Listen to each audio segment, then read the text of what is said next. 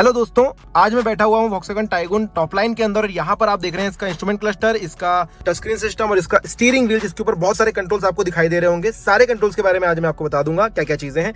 सबसे पहले इसकी स्टीयरिंग से शुरू करते हैं। तो स्टीयरिंग में सबसे मेजर जो चीज है वो आपको मिलती है ये स्विच। ये देखिए लीवर आपको छोटा सा मिल जाता है। इसको अगर मैं नीचे की तरफ करूँ तो गाड़ी का जो टिल्ट एडजस्टमेंट है वो चालू हो जाता है और गाड़ी का टेलीस्कोपिंग एडजस्टमेंट भी चालू हो जाता है। कुछ इस तरीके से आप खींच सकते हैं और वापस दबा भी सकते हैं इसको और टिल्ट भी कर सकते हैं। तो इसको हम वापस लॉक करते हैं। इसके बाद स्टीयरिंग के ऊपर काफी सारी आपको बटनें मिलती है जिससे आप एमआईडी कंट्रोल कर सकते हैं। तो चलिए एमआईडी की बात करते हैं। यहाँ पर आपको जो है टेम्परेचर दिखाई देता है और इस तरफ अगर आप देखेंगे तो फ्यूल कैपेसिटी दिखती है आपको कि कितना मतलब फ्यूल भरा हुआ है टैंक अभी फिलहाल।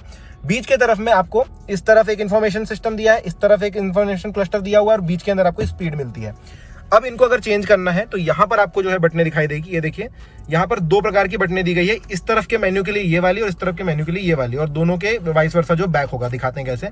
इस तरफ अगर मैं मेन्यू बटन दबाता हूं तो एफएम वाला जो डिटेल है वहां से चेंज होता है। इसको ऊपर नीचे करके देखिए इस तरीके से हम जो है अलग अलग प्रकार की इन्फॉर्मेशन यहाँ पर ले सकते हैं। जैसे नो डिस्प्ले रख दूं यहाँ पर तो कोई डिस्प्ले नहीं आएगा। अगर मैं इसको चालू करूं, इकोनॉमी जाऊं तो इकोनॉमी यहाँ पर दिखाई देगी आपको भाई कितना चल रहा है।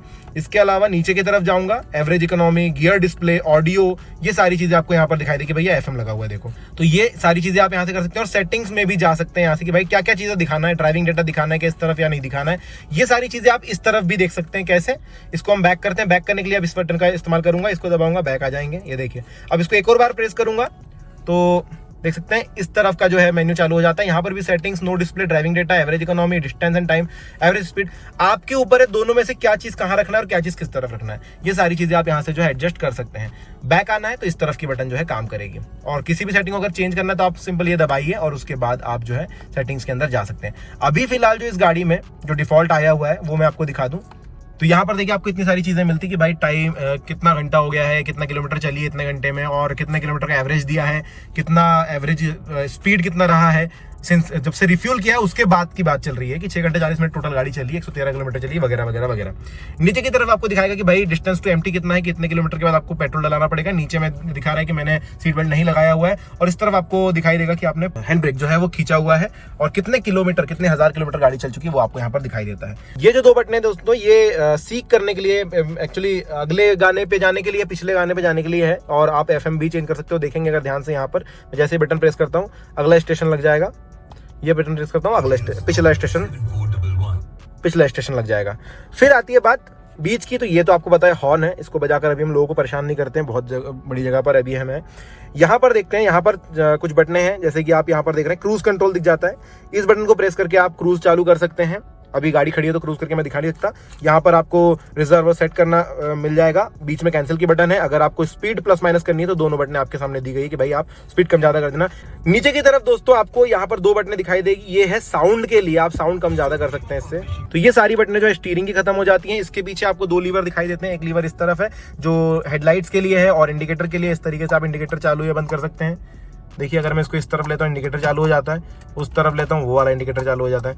अब इस तरफ जो लीवर है इस पे आप सभी को पता ही है कि ये किस चीज के काम आता है। ये आता है हमारे विंडशील्ड को क्लियर करने के लिए, जो काफी सारी गाड़ियों में इस तरह उल्टा आपने देखा होगा। यहाँ पर इस तरीके से वॉक्सवैगन टाइगून के अंदर नीचे की तरफ यहाँ पर कुछ बटनें आती है जिसमें आपको हेडलाइट एडजस्टर मिल जाता है और यहाँ से आप जो है हेडलाइट चालू या बंद कर सकते हैं। अब बात आती है बीच वाले सिस्टम के ऊपर जिसमें काफी सारी चीजें हैं और दोस्तों ये टच आपको काफी ज्यादा अच्छा लगने वाला है। ये टच बहुत ज्यादा अच्छा है। तो सबसे पहले मेन स्क्रीन आपको इस तरीके से मिलेगा। यहाँ पर कुछ जो है फिक्स बटनें दिख जाती है। कॉलिंग की बटन यहाँ से आपको मिल जाती है, म्यूजिक की बटन यहाँ से आपको मिल जाती है। ये दबा देंगे तो ये बंद हो जाएगा पूरी तरीके से। म्यूजिक बंद कर देते हैं पहले। यहाँ पर आपको स्टोर मिल जाता है, आपकी एप्लीकेशन यहाँ पर आपको दिख जाएगी और यहाँ से आप म्यूट कर सकते हैं, इसको म्यूट एंड अनम्यूट कर सकते हैं इस सिस्टम को। अब होम पर आते हैं। होम के अंदर जैसे कि हमने दिखाया सबसे पहले ये स्क्रीन मिलेगी। पहला मीडिया है जिसके अंदर आपको फोन, रेडियो, USB 1, USB 2 जैसे भी आप कनेक्टेड हैं वो आप सिलेक्ट कर सकते हैं। प्लेइंग रेडियो यहाँ पर दिखा रहा है कि भाई किस चीज से आप अभी कनेक्टेड हैं। दूसरा है क्विक एक्सेस जिसके अंदर आपको रेडियो, नेविगेशन, कार के डैशबोर्ड पर जाना तो इस पर जा सकते हैं आप। यहाँ पर आपको एक सिंपल बटन मिल जाती है जो कि एक फिक्स्ड बटन है दोस्तों। ये ट्रैक्शन कंट्रोल ऑफ करने के लिए अगर आप इसको दबाते हैं तो देखिए ट्रैक्शन कंट्रोल ASR डीएक्टिवेट हो चुका है, इन्होंने यहाँ पर बता दिया। आपकी इच्छा है, आपको अगर ट्रैक्शन नहीं चाहिए तो फिर आप उसको बंद कर सकते हैं। इस तरफ जाएंगे तो डैशबोर्ड मिल जाता है जिसके ऊपर आपको दिखाया जाता है कंजम्पशन कितना है भाई, टाइम कितना हो चुका है, कितनी एवरेज स्पीड कितनी रही है और कितना किलोमीटर की ट्रिप है। 8 किलोमीटर की ट्रिप में इन्होंने ये सब चीज बता दी। इसके अलावा 8 किलोमीटर की ट्रिप में 6 किलोमीटर पर लीटर का एवरेज रहा है, क्योंकि गाड़ी काफी देर से 1 घंटे से खड़ी है और चालू करके रखी है हमने, तो उसके हिसाब से भी बहुत ज्यादा कंजम्पशन दिख रहा है। बाकी अगर आप ओवरऑल एवरेज की बात करोगे, सिटी में चलती है 10 किलोमीटर का लगभग एवरेज मिल रहा है, उस पर भी इफेक्ट गिर गया है, जैसे कि आपको पता ही होगा, गाड़ी काफी समय से खड़ी, मैंने बोला है। एवरेज स्पीड रही है 7 किलोमीटर पर आवर की, तो फिर आप समझ ही सकते हो।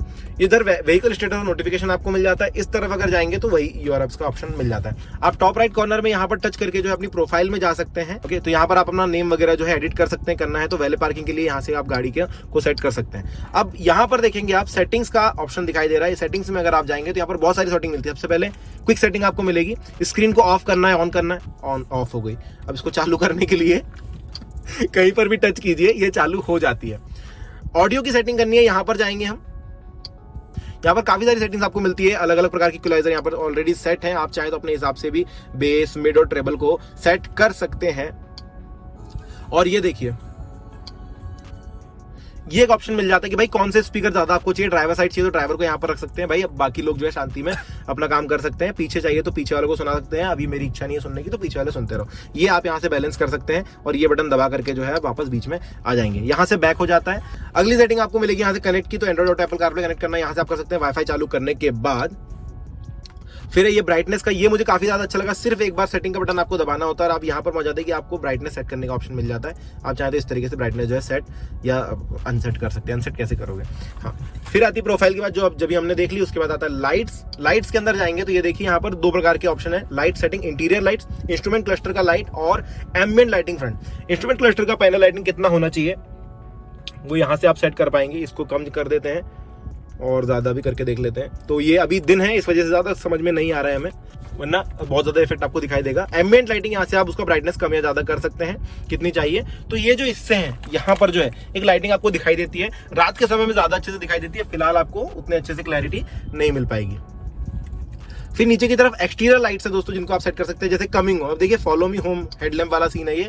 10 सेकंड तक गाड़ी बंद होने के बाद लाइट चलते रहेंगे, आपको घर पहुंचा देंगे और उसके बाद अपने आप बंद हो जाएंगे। तो लॉक होने के बाद अगर गाड़ी चालू है टेंशन मत लेना, आप चाहें तो बंद भी कर सकते हैं भाई, आपको बैटरी बचानी है। फिर लिविंग होम, उसका भी एक लाइट यहाँ पर आपको मिल जाता है 10 सेकंड का, शायद ये अनलॉक करते ही चालू हो जाते हैं और फिर 10 सेकंड तक चलते रहते हैं। इसके बाद कन्वीनियंस इंडिकेशन आपको यहाँ से मिल जाएगा। रेन डिपेंडेंसी आपको यहाँ से मिल जाएगी। ऑटोमेटिक हेडलाइट कंट्रोल्स आपको यहाँ से मिल जाते हैं, ऑन ऑफ आप अपने हिसाब से कर सकते हैं। फिर आती है मीडिया की बारी। मीडिया पे अगर हम जाएंगे यहाँ पर तो देखिए 3 प्रकार की है। एक तो ऑडियो का आप सेटिंग कर सकते हैं, मैक्सिमम स्टार्टअप वॉल्यूम कितना रहना चाहिए, स्पीड डिपेंडेंट वॉल्यूम कितना रहना चाहिए, सारी सेटिंग्स आपको यहाँ पर मीडिया की मिल जाएगी। साउंड मिक्सर वगैरह भी नीचे की तरफ आपको मिलता है। यहाँ पर अगर मैं इस पर जाऊँ तो वही सेक्शन पे हम चले जाते हैं इक्वलाइजर वाले, जहाँ हमने थोड़ी देर पहले देखा। बैक आएंगे, यहाँ पर ट्यूनर सेटिंग आपको मिल जाती है, तो आप यहाँ पर स्कैन कर सकते हैं अपने ट्यूनर को। ओके, तो ये यहाँ पर सिंपल ये अपने रेडियो ढूंढ रहा है आसपास के। मीडिया के बाद दोस्तों एप्स का ऑप्शन आता है, जिसके अंदर आप अल्फाबेटिकल ऑर्डर में लगा सकते हो और इंस्टॉल कर सकते हैं अलग अलग एप्लीकेशन। फिलहाल इसमें कोई एप्लीकेशन हमने इंस्टॉल करने नहीं रखी है। नोटिफिकेशन में आपको नोटिफिकेशन यहाँ पर दिखाई देती है। तो ये सारी सेटिंग जो है आपको इस जगह पर मिल जाती है। और अब हम चलते हैं डैशबोर्ड की तरफ। कुछ इस तरीके से सिस्टम दिखाई देगा और काफी ज्यादा क्लासी आपको दिखाई देगा। जैसे कि आप देख रहे हो, कोई अलग से बना हुआ नहीं है, इसी डैशबोर्ड पर ही चिपका हुआ है, तो अच्छा लगता है। उसके नीचे आपको एसी वेंट दिखाई देंगे और यहाँ पर एसी कंट्रोल दिखते हैं, जो कि देखना जरूरी है।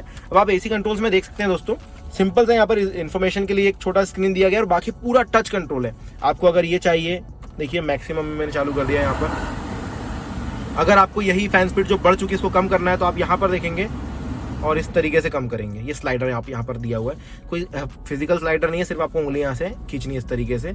और यहाँ पर टेम्परेचर कंट्रोल है, तो इस तरीके से टेम्परेचर जो है कम ज़्यादा आप कर सकते हैं। वैसे एयर केयर है वो, तो ये शायद एयर फिल्टर है।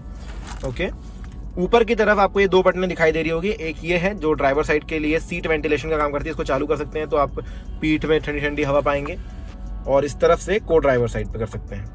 और आपको पता ही है फिर कि ये वाली बटन किस चीज़ के लिए है। ये जब बारिश में गाड़ी खड़ी हो या कभी भी गाड़ी खराब होकर खड़ी हो तब यूज़ करना, चलती गाड़ी में यूज़ मत करना। नीचे की तरफ 2 टाइप सी पोर्ट आपको मिल जाएंगे। नीचे एक और जगह है जहाँ पर आप अपना फ़ोन चार्ज कर सकते हैं अगर वो वायरलेस चार्ज होता है तो। और यहाँ पर एक 12 वोल्ट सॉकेट मिल जाता है, इस पर अभी फ़ोन एक चार्ज हो रहा है।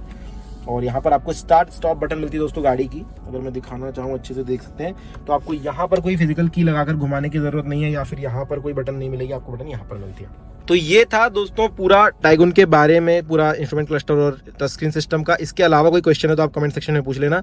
वीडियो कैसा लगा जरूर बताना और लाइक सब्सक्राइब जरूर कर देना। Thank you.